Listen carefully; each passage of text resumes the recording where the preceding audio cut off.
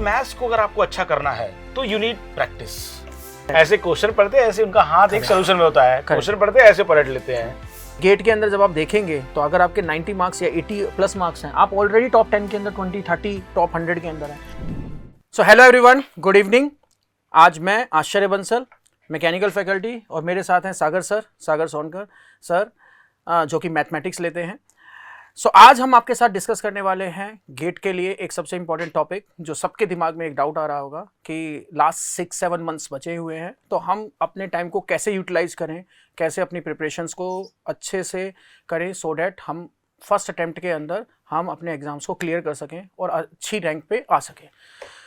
तो सर, आज हम डिस्कस करते हैं कि जो हमने अपने पिछले 10 साल, 15 साल, 20 साल के कैरियर में जो हमने देखा है टीचिंग करते हुए, साथ में हमने खुद ने भी जब प्रिपरेशन करी थी, तो अपने आप में, अपने दोस्तों में जो देखा है मिस्टेक्स, एक वो कॉमन मिस्टेक्स हम डिस्कस करते हैं। बाद में अगर इनके अलावा कोई और भी मिस्टेक्स या कोई और ऑब्जर्वेशन आपकी होगी तो आप इस वीडियो के कमेंट सेक्शन में डाल सकते हैं, सो डैट हम उसके ऊपर रिप्लाई करने की कोशिश करेंगे। पर हम पहले कुछ मेजर पॉइंट्स जो हैं, जो हमें लगता है सबसे इंपॉर्टेंट हैं प्रायोरिटीज़ के अंदर, हम आज उसको डिस्कस करेंगे।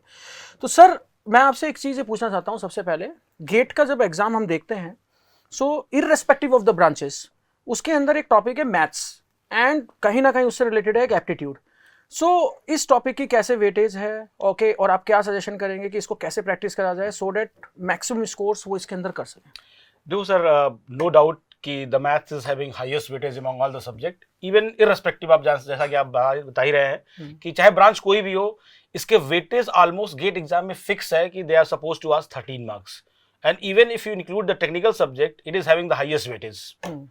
सो नो डाउट कि मैथ्स का जो वेटेज है वो हाईएस्ट है। और मैं एक लाइन में ये बता सकता हूँ कि बिना मैथ्स के रैंक लाना इज क्वाइट इम्पॉसिबल वाली बात है, करेक्ट, इंक्लूडिंग एप्टीट्यूड आल्सो। कि मैथ्स और एप्टीट्यूड एक ऐसे सब्जेक्ट है जो कि थोड़ा स्कोरिंग भी है और इसमें आपको अच्छा करना ही चाहिए।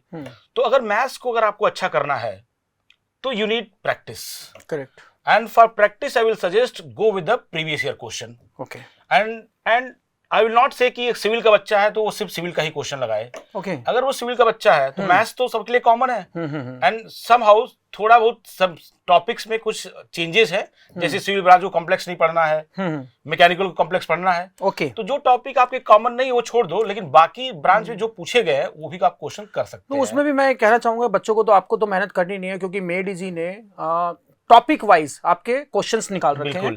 तो जो आपके टॉपिक्स कॉमन हैं ब्रांचेस के अंदर, इररेस्पेक्टिव ऑफ द ब्रांचेस, तो अगर मैं सिविल से हूं या मैकेनिकल से हूं, और अगर कंप्यूटर साइंस के अंदर भी वो टॉपिक आ रहे हैं, तो मेरे को प्रैक्टिस करनी है, तो मैं वहां से प्रैक्टिस करूंगा। बिल्कुल, है ना सर? दूसरा सर, मैं आपसे जानना चाहूंगा कि बच्चों को क्वेश्चन, किसी भी सब्जेक्ट की मैं बात कर रहा हूँ, कि उनको सॉल्व करने का तरीका क्या होना चाहिए? ये सर बहुत क्वेश्चन दिमाग में आता है लोगों के। 2-3 टाइप के बच्चे मैंने देखे हैं। एक टाइप के वो बच्चे जो सारे के सारे स्टूडेंट्स जब कोचिंग करने के लिए आते हैं या एनरोलमेंट करते हैं, तो definitely they are very serious, 100%, क्योंकि अगर वो सीरियस नहीं होते एग्जाम निकालने के लिए तो वो एनरोलमेंट नहीं करते, ऑफलाइन या ऑनलाइन मोड के अंदर कर ट्रैवल।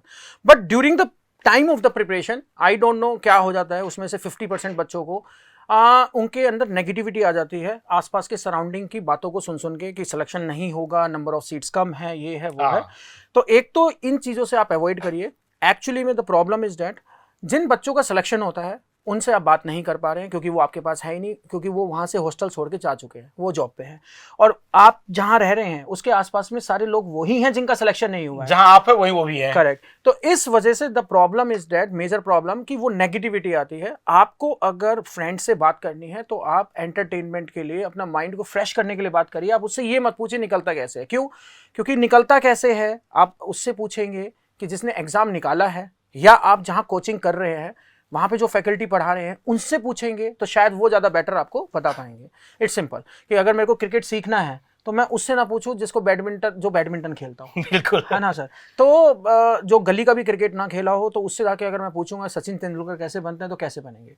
तो इट मीन्स दैट आपको ये सबसे पहले समझने की जरूरत है कि बेसिकली जो मैं क्वेश्चन पूछूं वो पूछूं उस पर्सन से, okay, I will ask to that person जो उससे रिलेटेड हो and they have done something in that particular field. Second चीज, सेकंड टाइप के कैटेगरी के स्टूडेंट होते हैं सर, जो कह रहे हैं कि सर पढ़ते तो बहुत हैं, हम टाइम भी वेस्ट नहीं करते हैं, ना हम किसी से बातें करते हैं, हम सिर्फ अपना 10 मिनट में खाना खा लेते हैं, कोचिंग करते हैं और बस पढ़ते हैं, पर फिर भी मेरे मार्क्स नहीं आ पाते और दूसरों के मार्क्स आ रहे हैं। वो ये गलती करते हैं कि ये जो क्वेश्चंस जो वो करते हैं जब प्रैक्टिस, उनकी एक हैबिट होती है, क्योंकि एक तो वो जिंदगी में पहली बार क्वेश्चन करना स्टार्ट करते हैं। आप इसको प्लीज अदरवाइज मत लीजिएगा, बट क्योंकि आप 4 साल की इंजीनियरिंग अगर 6 महीने में कंप्लीट करना चाह रहे हैं और आप उससे पहले यूनिवर्सिटी एग्जाम्स के अंदर अगर आपकी परफॉर्मेंस 40, 50, 60, 70% मार्क्स आए हैं, तो इट मीन्स आपके कंसेप्ट क्लियर नहीं है। सो आप जब पढ़ना स्टार्ट करेंगे क्लासेस के अंदर, आपको मोटिवेशन आएगा, बट घर जाके जब आप पहला क्वेश्चन उठाएंगे आपको याद ही नहीं आएगा, आपको समझ ही नहीं आएगा, यू विल गेट फ्रस्ट्रेट। और उस केस के अंदर आप क्या करेंगे, चुपके से PYQ होता है, सॉल्यूशन होता है, पीछे से मोड़ के आप उसका सॉल्यूशन देखेंगे और आंसर की देखेंगे। लड़के सर ऐसे रहते हैं, Correct. ऐसे क्वेश्चन पढ़ते हैं, ऐसे उनका हाथ एक सॉल्यूशन में होता है, क्वेश्चन पढ़ते हैं ऐसे पलट लेते हैं। तो आपको ये समझने की जरूरत है कि हम ये क्वेश्चन प्रैक्टिस क्यों कर रहे हैं। हम ये क्वेश्चन प्रैक्टिस इसलिए कर रहे हैं, ये फाइंड आउट करने के लिए कि क्लास में जो टीचर ने हमें समझाया क्या मैं उसको अप्लाई कर पा रहा हूँ। अगर मैं उसको अप्लाई नहीं कर पा रहा हूं तो आपको सॉल्यूशन नहीं देखना है, आपको ये देखना है कि इस टॉपिक में अभी क्या चीज समझ नहीं है। तो उसके 2 तरीके हैं। एक तो आपका ऑफलाइन बैच में अगर आप हैं तो आपका डेफिनेटली एक ग्रुप होगा 2-3 बच्चों का क्लासेस के अंदर या हॉस्टल्स के अंदर, तो आप उनसे डिस्कस कर सकते हैं आपस में कि मेरे को यार ये समझ नहीं आया, तुम ये बता दो, उसको ये समझ नहीं आया। तो एक तरह से जो हेल्पिंग होता है एक दूसरे से डिस्कशन करने में। दूसरा तरीका क्या है, नेक्स्ट डे जब आप जाते हैं क्लास के लिए तो आपका ब्रेक टाइम होता है, क्लास खत्म होती है, तो उसके बाद टीचर से डिस्कस कर सकते हैं कि सर ये वाला पॉइंट मेरे को समझ नहीं आ रहा है, इसमें क्या है। क्योंकि try to understand, same question नहीं आना है, कंसेप्ट सेम आना है। सेम क्वेश्चन नहीं आना है, कंसेप्ट सेम आना है। सो इट मीन्स दैट जब तक आप वो कंसेप्ट नहीं पकड़ पाएंगे तो आप चिटिंग करके 1000 क्वेश्चन कर लीजिए, नहीं होगा। और अगर एक चैप्टर के आप 10 क्वेश्चन कर लेते हैं अलग अलग वैरायटी के, तो आपका सिलेक्शन हो जाएगा 100%। तो इसीलिए प्लीज सॉल्यूशन मत देखिए। सॉल्यूशन सिर्फ इसलिए दिया है कि अगर 10 क्वेश्चन में से एक ना हो तो आप देख लो उसको। तो आप देख लें, इसलिए नहीं दिया है कि 10 के 10 क्वेश्चन का आप सॉल्यूशन देख लो। And this is the biggest reason कि बुक्स के अंदर सारे बच्चों से सोल्ड एग्जांपल सॉल्व हो जाते हैं और अनसॉल्व नहीं होते हैं। अनसॉल्व्ड का पहला क्वेश्चन नहीं होता। सीधा सीधा बात इतनी सी है कि आप 100 क्वेश्चन सॉल्व एग्जांपल करो और 10 क्वेश्चन अनसॉल्व करो इज इक्विवेलेंट। करेक्ट। लेकिन अगर 10 क्वेश्चन आपने ईमानदारी से खुद से बिना सोल्यूशन के सॉल्व कर दिए, वो 100 क्वेश्चन सॉल्व एग्जांपल के बराबर है। इसलिए तो सर बोल रहे हैं कि लड़के बोलते सर मैंने सारे प्रीवियस ईयर क्वेश्चन लगा लिए but still I am not able to crack the exam. The reason is कि you have solve the question with the help of solution. फिर उसी टाइप का नया क्वेश्चन आएगा, आपसे नहीं होगा। क्योंकि मेरे को एक चीज ये समझ नहीं आती सर, अगर एक स्टूडेंट ये बोलता है कि मैंने 20 साल के क्वेश्चन कर लिए और उससे क्वेश्चन नहीं हो रहे हैं, आप ये समझिए कि क्या गेट के एग्जाम में और ईएस के एग्जाम में एक सब्जेक्ट है जैसे मैथ्स, या सब्जेक्ट है थर्मोडायनेमिक्स, या सब्जेक्ट है एनवायरमेंट, ओके, या सब्जेक्ट है आपका कोई इलेक्ट्रॉनिक्स ब्रांच का या कंप्यूटर साइंस का, एनालॉग है, डिजिटल है, कुछ भी है, वटएवर। एक सब्जेक्ट के अंदर ऑलमोस्ट 8 से 10 टॉपिक होते हैं, ओके। अगर और एक ईयर में एक सब्जेक्ट से ऑलमोस्ट 3 से 4 क्वेश्चन आते हैं, एक अप्रोक्सीमेटली। किसी में 10 आते हैं, किसी में 2 आते हैं, एक एवरेज 4 क्वेश्चन आते हैं। तो इट मींस दैट कि आप ऐसा समझते हैं कि आईआईटी वाले जो गेट का पेपर बना रहे हैं और यूपीएससी का पेपर बना रहे हैं वो इतने बेवकूफ हैं कि सेम क्वेश्चन बार बार रिपीट करेंगे? नहीं। इट मींस जब आपने 20 ईयर्स के क्वेश्चन करें, इट मींस आपने 20 ईयर्स के क्वेश्चन नहीं, आपने एक तरह से उस पूरे सब्जेक्ट्स के अलग अलग वैरायटी के सारे क्वेश्चन कर लिए। इसका मतलब अगर आपने चिटिंग नहीं करी है, हो ही नहीं सकता कि आपसे 80 या 90% पेपर ना हो। 100%, मैं ये नहीं कह रहा 100% होगा, बट 80 से 90% पेपर होगा। क्यों? क्योंकि क्वेश्चन के कंसेप्ट रिपीट होते हैं हमेशा, डाटा रिपीट नहीं। ऑलमोस्ट सर अब ये बोल सकते हैं कि जितने साल गेट ने पेपर हो चुका है, लगभग सारे वैरायटी के सारे कंसेप्ट के क्वेश्चन पूछे जा चुके हैं। लगभग उन्हीं कंसेप्ट से दोबारा क्वेश्चन आते हैं। तो अब उसमें कुछ बच्चे ये कहते हैं कि सर वो 10% नहीं होगा, तो मैं ये कहता हूँ पहले 90 नंबर लेके आइए, उसके बाद 10 पे भी काम कर लीजिए। आप समझिए, क्योंकि गेट के अंदर जब आप देखेंगे तो अगर आपके 90 मार्क्स या 80 प्लस मार्क्स हैं, आप ऑलरेडी टॉप 10 के अंदर, 20, 30, टॉप 100 के अंदर हैं।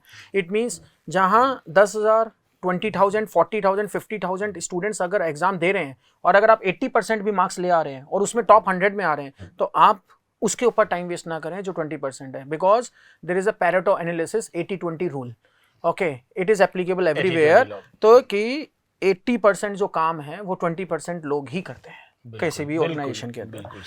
सर अब नेक्स्ट क्वेश्चन पे चलते हैं कि अब ये डाउट आता है सर एक और कि हमने क्वेश्चंस कर लिए, पर हमने जब क्वेश्चंस करे तो उसके बाद हम 20 साल के 25 साल के जब क्वेश्चंस करेंगे, जैसे मेडिजी बुकलेट देखेंगे तो उसमें तो 35 साल के भी दे रखे हैं और सारे टॉपर्स ने वो भी करे हुए होते हैं। तो उस केस के अंदर सर जब दोबारा रिवीजन करेंगे तो जो क्वेश्चंस हमारे गलत हुए थे उसको कैसे बार बार रिवीजन करें? हर बार क्या नए नए क्वेश्चंस दोबारा ही करते रहें या जो पहले क्वेश्चन है उसको भी सर मुझे एरर लगता है कि जब आप क्वेश्चन प्रीवियस ईयर के सॉल्व कर रहे हो, जैसे मान लो कोई क्वेश्चन है और आपको कोई क्वेश्चन पहले अच्छा दिखा कि लगता है यार it's a very conceptual kind of question है, पहले तो उसको स्टार जरूर बना लेना चाहिए, ताकि रिवीजन करते समय जब दोबारा हम क्वेश्चन सॉल्व करें उस टॉपिक के तो वो क्वेश्चन सबसे पहले हिट होना चाहिए। दूसरा है कि अगर कोई आप सॉल्व करते समय कोई एक गलती है जो बार बार आप करते हो या कोई फार्मूला है जो बार बार आप भूल जाते हो, करेक्ट, तो मैं तो उसके लिए सजेस्ट करता हूं कि आप एक नोट बनाओ, वेरी गुड, जिसको बोलते हैं ना error note. Correct correct correct, कि what I have done wrong, क्या क्या मैंने गलतियां कर रखा है, क्या क्या मैं गलती करता आया हूं। अगर हम उसका एक प्रॉपर नोट्स बनाते हैं तो शायद मैं उसको फ्यूचर में रेक्टिफाई कर सकता हूं। करेक्ट, ये चीज सेम मैं क्लास में भी बोलता हूं। अगर कोई बच्चा ये कह रहा है कि मेरे से आज तक गलती नहीं हुई, तो इसका इंडिकेशन मैं ये नहीं कहूंगा कि वो होशियार है, मैं ये कहूंगा वो सबसे बड़ा नालायक है, क्योंकि उसने एक भी क्वेश्चन ट्राई नहीं करा, क्योंकि गलती आपसे हो ही नहीं सकता कि आपसे गलती ना हो। बट अगर कोई बच्चा ये कहता है कि एक गलती बार बार हो रही है, उसको भी मैं कहूंगा आप बड़े बेवकूफ हैं। क्यों? Try to understand one thing, if you are repeating the same mistake again and again means it is a blunder, because आपने उसको नोट नहीं करा।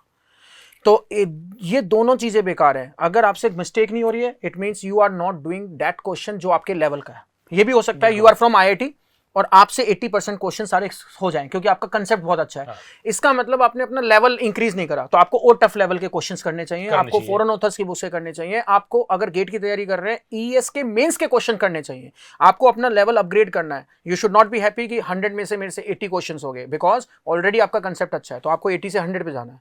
ओके, तो और दूसरी गलत बात क्या है कि अगर आप सेम मिस्टेक को बार बार रिपीट कर रहे हैं, सेम मिस्टेक को रिपीट कर रहे हैं, तो इसका मतलब क्या हो रहा है? सामने वाले को वीकनेस समझ आ गई, और सामने वाले को वीकनेस समझ आ गई है तो उसके केस में उस पर अगर क्वेश्चन आ गया तो डेफिनेटली आप गलत करेंगे। तो इसका सॉल्यूशन क्या है? इसका सॉल्यूशन एक ही है, आप या उसको प्रॉपर टाइम फ्रेम के ऊपर एवरी वीक या मंथली बेसिस या 15 डे बेसिस पे आप उसको रिवीजन करिए अपनी मिस्टेक्स को। ओके, अभी ये शुरू में आसान होगा शायद जब आपका 1 या 2 सब्जेक्ट चलेगा, बट जब आपके 10 या 12 सब्जेक्ट्स हो जाएंगे then there is a huge pressure will build up on you, and at that time you are not able to understand कि कौन से सब्जेक्ट में कौन सी मिस्टेक थी। उसका सॉल्यूशन क्या है जो सर ने दिया? एक एरर नोट फ्री बुक आप बनाइए, उसके अंदर आप लिखिए। इनफैक्ट आप टॉपर स्टॉक देखिए मेडीजी के अंदर, तो आप देखेंगे काफी सारे टॉपर्स ने बता रखा है कि हमने अपनी मिस्टेक्स की कॉपी बना रखी थी, और मैंने खुद ने अपने टाइम में बनाई थी, और उसको मैं पॉकेट डायरी के अंदर रखता था अपने इसके अंदर। और अब तो सर एक और नया तरीका आ गया है जो मैं बोलता हूँ बच्चों को सजेस्ट करने का, कि ये जो फोन है इसका यूज करो, मिस यूज मत हो। यूज कैसे करो? आप अपने सारी नोट बनाइए इंपॉर्टेंट क्वेश्चंस की, आप अपने सारे के सारे मिस्टेक्स की कॉपी नोट्स बनाइए एक जगह, उसकी पिक लीजिए और उसको एक ड्राइव में रख लीजिए। मैथ्स का thermo, RAC, IC, FM, HMT, power plant, मैं मैकेनिकल से हूं तो एक्सट्रीमली सॉरी मैं मैकेनिकल के सब्जेक्ट बोल रहा हूं, बट आप अपने सब्जेक्ट्स के ऐसे बना लीजिए। तो उसमें क्या होगा, आपका एक फोल्डर होगा and just you will add, तो वो फोन आप लंच कर रहे हैं, आप डिनर कर रहे हैं, आप कहीं घूम रहे हैं, काफी सारे लोग दिल्ली में रहते हैं, घर से आते हैं तो वो मेट्रो में ट्रैवल करते हैं, तो आप ट्रैवल कर रहे हैं तो उस टाइम पे आप उसको देख सकते हैं। मतलब आप सारे टाइम को यूटिलाइज भी कर लेंगे और वो पेज आपके साथ हमेशा बना रहेगा, और वो ड्राइव हमेशा आपके पास रहेगी, और वो आपके मेल से लिंक्ड है, तो आपके पास लैपटॉप है, आप फोन में हैं, आप आईपैड पे हैं, कहीं पे भी आप उसको ओपन कर सकते हैं। तो इस तरह से फोन का यूज कर सकते हैं, अपने आप को यूज ना कराएं, यूज करें उसका पॉजिटिव तरीके से। दूसरा सर, बच्चों का बड़ा आजकल कंसर्न रहता है कि सर मैथ्स में, बीइंग अ मैथ्स टीचर, हमारे पास इन जनरली क्वेश्चन आते रहते हैं कि सर बहुत सारा फार्मूला हो गया है, मैथ्स में ही इतना फार्मूला हो गया है सर,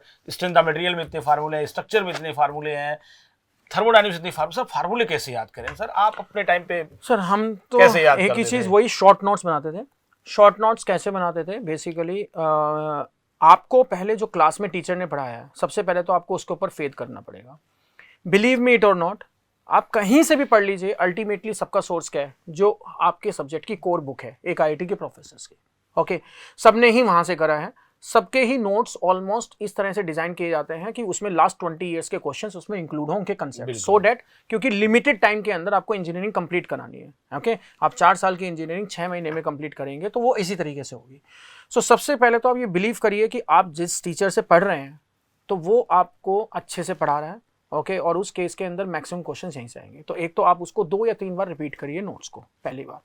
सेकंड अटेम्प्ट में आप क्या करिए, आप प्रीवियस ईयर के क्वेश्चंस लगाइए। जब आप क्वेश्चंस लगाते हैं और नोट्स से मैच करते हैं, फिर आपको चीजें समझ आती हैं कि यार ये नोट्स में इस चैप्टर में ये 3 4 5 फॉर्मूले हैं जिसके ऊपर सबसे ज्यादा नंबर ऑफ टाइम्स क्वेश्चन आ रहा है।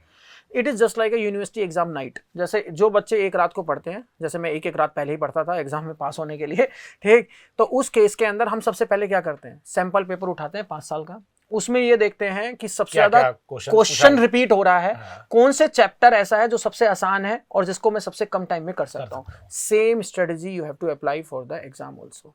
सबसे पहले मेरे को सबसे इजी पार्ट्स को कंप्लीट करते जाना है और अपने नोट्स को कन्वर्ट करना है on the basis of PYQ। तो PYQ करने से आप शॉर्ट नोट्स बनाना सीख जाएंगे, PYQ करने से आपको मिस्टेक समझ आ जाएंगी, PYQ करने से आपको पिछले 20 साल के सारी वैरायटीज के क्वेश्चन समझ आ जाएंगे।